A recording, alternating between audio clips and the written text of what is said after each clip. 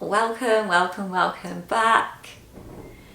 It's a bit blustery outside. I don't know if you can hear the wind, but we're going to roll with it anyway and see what happens because I live by the coast. What do you expect? Gets windy here sometimes. But today I want to share with you 5 things that have made the biggest impact on my personal development journey. Like when I decided to change my life, I made a conscious decision that I wasn't going to be the person I was anymore. I had made a decision that if I couldn't find a way to end my life, then I would find a way to enjoy it. That's true. I've made many attempts on my life and I'm still here, thankfully. And there was a pivotal point where I decided that I wasn't going to do that anymore. And that's when everything started to change for me.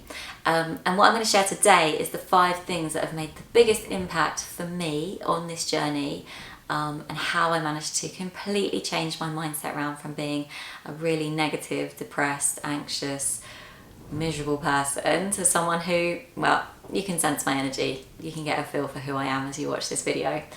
Okay, so the first thing was allowing myself space every single day to feel into my emotional body, no matter how painful or uncomfortable or distressing that felt, and just allowing those emotions to be present and witness them and soothe them.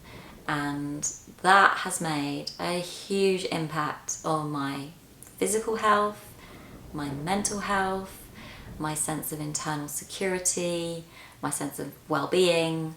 Like it has had, and like being able to control my behavior, because those emotions that I had repressed and suppressed from the things that had happened in my childhood and all up until the present day, those things were wreaking havoc on my body, on my mind, and on my well-being. And so what the way that I got into that was reading David Hawkins. First of all, Power versus Force taught me about the levels of consciousness, and that we all vibrate at a level of consciousness, and your life will be a representation of that level that you're vibrating at. So if you're vibrating at anger, very much everything around you is going to have that flavor about it. Like everything around you is going to make you angry, and all the people around you are going to feel like they're angry as well. And if you're in sadness or grief, then obviously that is going to be the flavor of your life. But if you're in joy or willingness or acceptance, then that is very much going to be where your life is resonating at. And we can fluctuate on that scale day to day. There might be days where you feel more angry than others, but you'll have like a set base point for your level of being that you'll kind of keep going back to, and it's that set point that determines how your life looks and feels. And when I read that book, I was like, well, this is my purpose in life, is just moving myself up this scale. I mean, I was literally at the bottom. I was like at apathy. I was like completely filled with shame, hated myself, so much self-loathing. And I was like, okay, so this is my job now, is to like move up this scale of consciousness. But if you've got anger in your body, or you've got grief or sadness or shame there, if you don't allow yourself to feel that shame, it's not going to move up and out of your system, because energy cannot be created or destroyed. It can only change state from one form to another. And so let's say you're holding that shame literally in the cells of your body. If you don't allow yourself to feel that shame and transmute it out as a sensation, then it's not going to stop being there. And that shame is going to be affecting the tension in your body, the muscles, the organs. It's really going to be drawing you downwards into negativity and creating an energetic imprint of shame that then is mirrored in your life everywhere. And so I gave myself this task of like every day for 20 minutes I would sit and I would turn inward to the sensations that were happening in my body, and I would feel into that sensation and I would just allow it to complete itself. And I'm not saying that this was a quick process. I had a lot of emotions that I'd repressed, so it did take some time, and that's why it needed to be a daily commitment. a daily commitment to myself to show myself that I was willing to make these changes. I was willing to take responsibility for all the things that had happened to me and how it had made me feel, and allow myself to feel them. So that's number one on the journey as to what made the biggest impact in my life. The second one was then getting really, really honest with myself. I became the witness, the curious observer of my thoughts, feelings, and behaviours. So kind of like it feeds into the point one as well, because what I would do is I would sort of observe myself as a third party, and I would get curious as to like, what are my triggers? Where am I feeling triggered right now? And then I would use that information to sort of go inwards and find the emotion that was really creating that trigger. But the triggers were then helping me show my behaviours. Like, oh, okay, so when I'm with this person, that's when I'm more likely to start drinking really heavily. So they're a trigger for me in terms of that behaviour. And so I need to make a choice then. Do I want to limit the amount of time I spend with that person? Because clearly that's not a good influence on me. That alcohol is leading to depression and suicidal thoughts and, unhealthy skin and no sleep and, all that other stuff that alcohol does. So I had to make conscious decisions then, using the information around my thoughts, feelings and behaviours around what I wanted to then change so that I could then create that positive change in my life.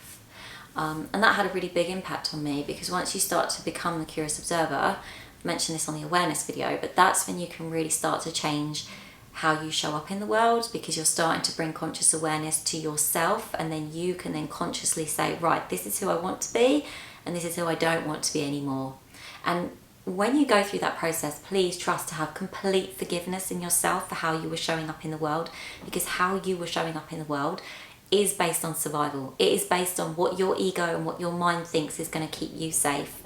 It is based on a survival strategy. It is not a conscious decision, so it's not something that you were actively aware of. Until the point where you become actively aware of it, you shouldn't have any shame or guilt around it.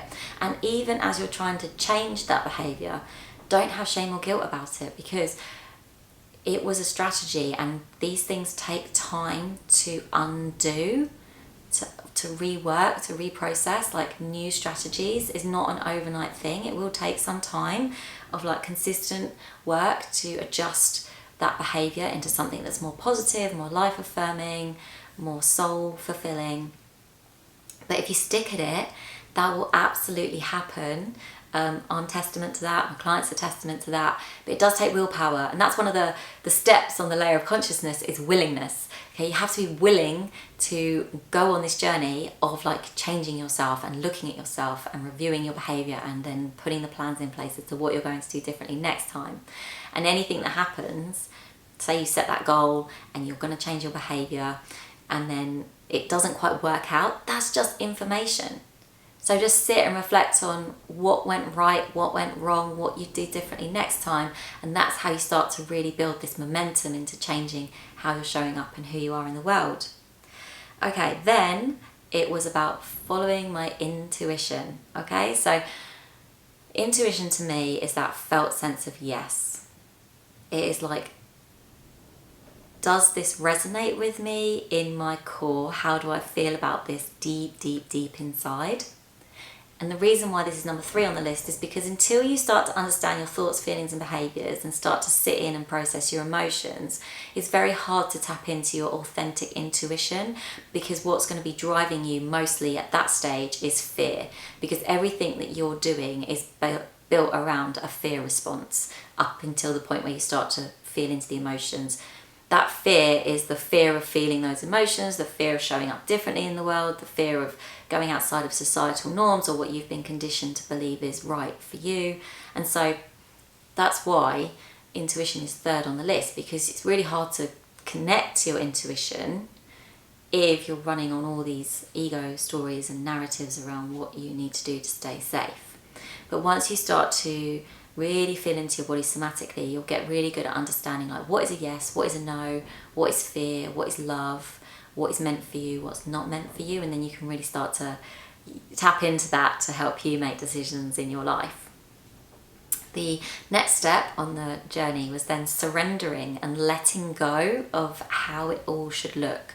My ego was loving creating images and visions as to how the goal would manifest.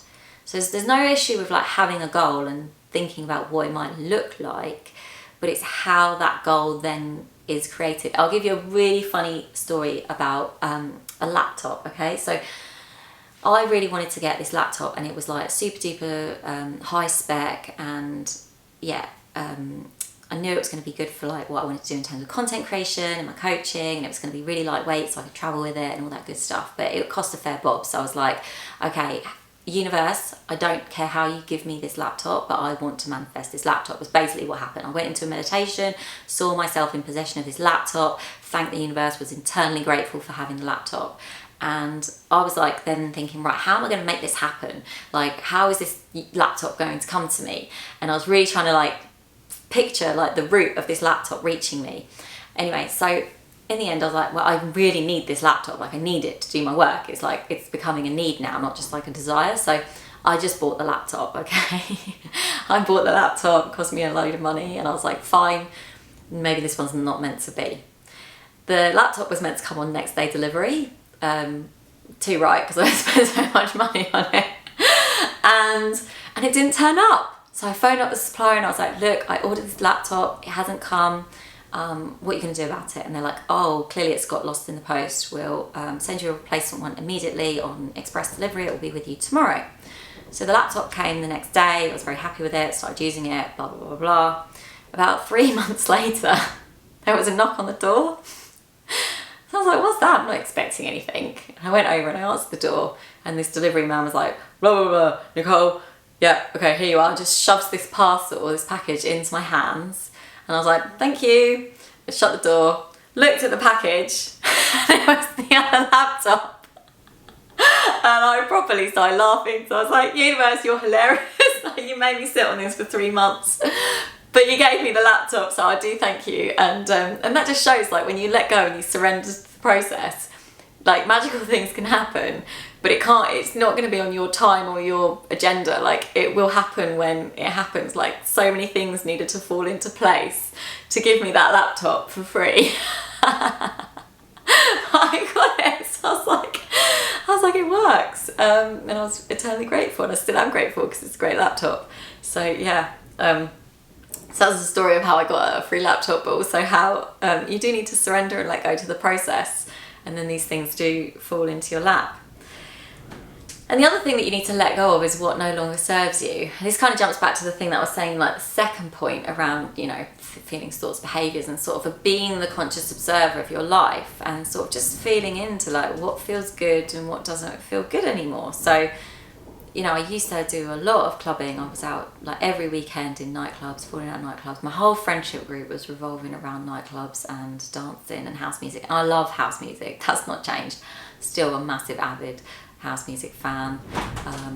Get me on any dance floor and I'll start dancing straight away.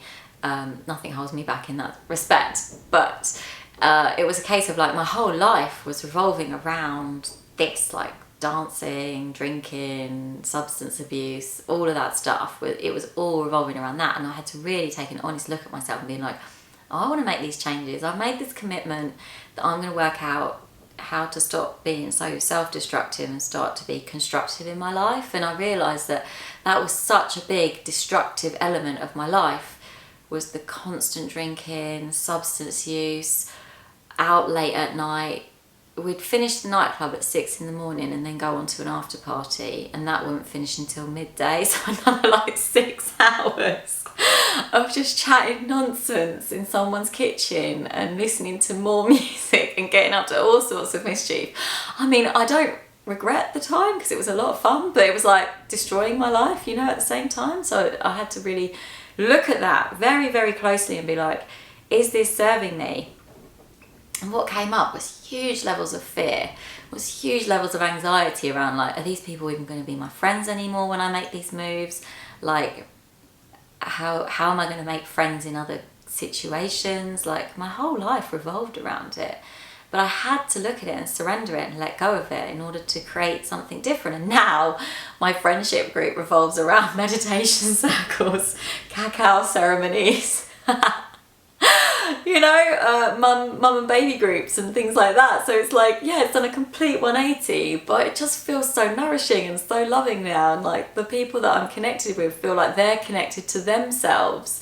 So I feel like when we're making a friendship connection, it's like deep. It's not just surface level, and it's not just based on the fact that we have a similar interest or a hobby or like need to get wasted because we're both repressing so much trauma. So, like the level of friendship is totally different as well. So I've like been gifted something so much more enriching, but I had to go through this stage of fear and letting go. And that's where the first step really helps, feeling that fear and acknowledging that fear and letting the fear be there and not pushing that fear down. So you can see how like these 5 things that have really helped me in my journey, they all interlink. They're all like part of the same thing, but just at a different sort of angle, or part of the same formula that needs to happen in order to create that massive change in your life. And the other thing, I had to let go of was like the corporate career. I'd built up this whole status symbol around being a manager and managing a team and being a leader and delivering these projects that were worth like £10 million and feeling really good about that, and all of the stuff that went alongside it, like all of the social stuff that I used to do within the businesses as well. Like I was very much like the social butterfly that would keep everyone together and organising events and charity fundraising and all this good stuff. But I had to let all of that go, release it, in order to then build a business that supports me more financially, emotionally, mentally. Because now it's like I get to choose my hours. I get to do something that I'm totally passionate about, and I get to control how much money I make within that. So I get the time, money, freedom, joy, but I had to let go that status, being the leader, earning this sort of salary in the city and being seen as a power woman. But then what I got on the other side of that was something that was so much better, so much more fulfilling and loving and just nourishing, and like giving back to society rather than just doing like IT. I'm sure that those IT systems were very important in some level of like, creation, but it didn't feel like it was going deep enough in terms of like how I was helping people and how I was serving humanity.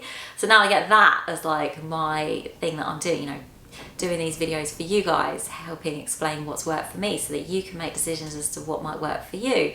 And I wouldn't be able to do that if I was stuck in a 9-to-5, stressed out my eyeballs, living with all this tension in my body and anxiety and fear for the future. And yeah, that's just what happens. And this is the 5 things that have made the biggest difference in my life to change it totally from being sad, depressed, anxious, codependent, addicted to substances, to being free, happy, wealthy in all the ways, healthy in all the ways, connected to my heart, connected to love, building loving connections rather than ones that were built around, trauma and survival, is now built on co-creation and just enjoying life and being a mum. It's just this is what it's all about, right? It's like living consciously and being a conscious co-creator of your reality rather than